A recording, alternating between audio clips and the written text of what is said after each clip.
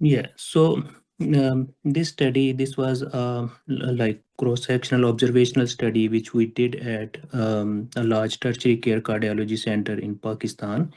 And in this study, we have actually looked for the patient who are coming with anterior wall ST elevation MIs, those who having associated right bundle branch block or those without right bundle branch block. Next slide, please. So, as everybody knows, the acute ST elevation MI is a major health burden globally, and the conduction abnormalities worsen the outcome. As the left bundle branch block is associated with a worse prognosis, and we treat the left bundle branch block in the setting of acute chest pain, just as we treat the ST elevation MI. But the prognostic role of right bundle branch block is less studied, and that's why we did analysis on this, especially on these patients. Next. So the main objectives of this study were to compare the outcomes in anterior ST elevation MI patients, those having associated right bundle branch block and those without right bundle branch block. Next.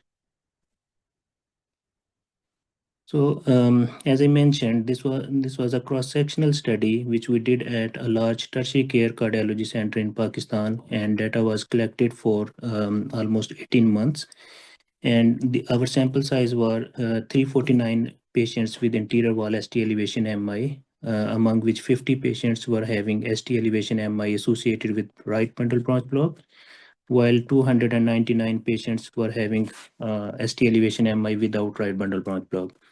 And the main outcomes which we look in this study were mortality, cardiogenic shock, arrhythmias, complete heart block, cardiac arrest, and post-MI angina. Next, please. So this slide is about the baseline characteristics, and the baseline characteristics, especially the age and comorbidities, were almost comparable in both groups. However, the high sensitivity troponin values were significantly higher in those group who are having anterior ST elevation MI associated with right bundle branch block.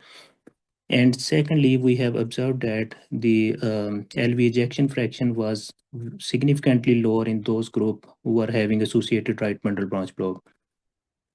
Next, please.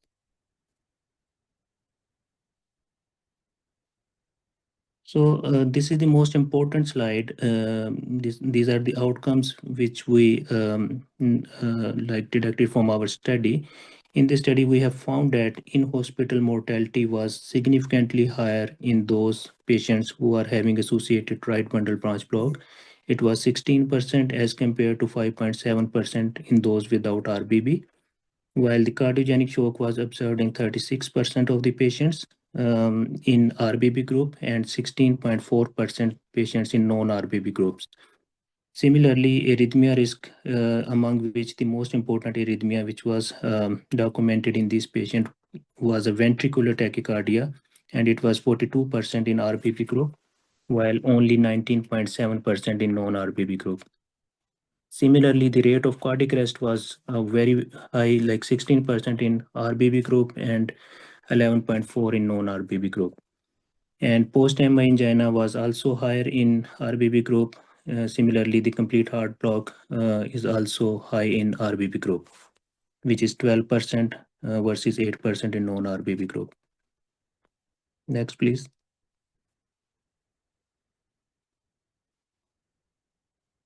This is again the graphical presentation of previous slide. As I mentioned, every like mortality, cardiogenic shock, arrhythmias, cardiac arrest, all of these things were high in RBB group as compared to non-RBB group. Next.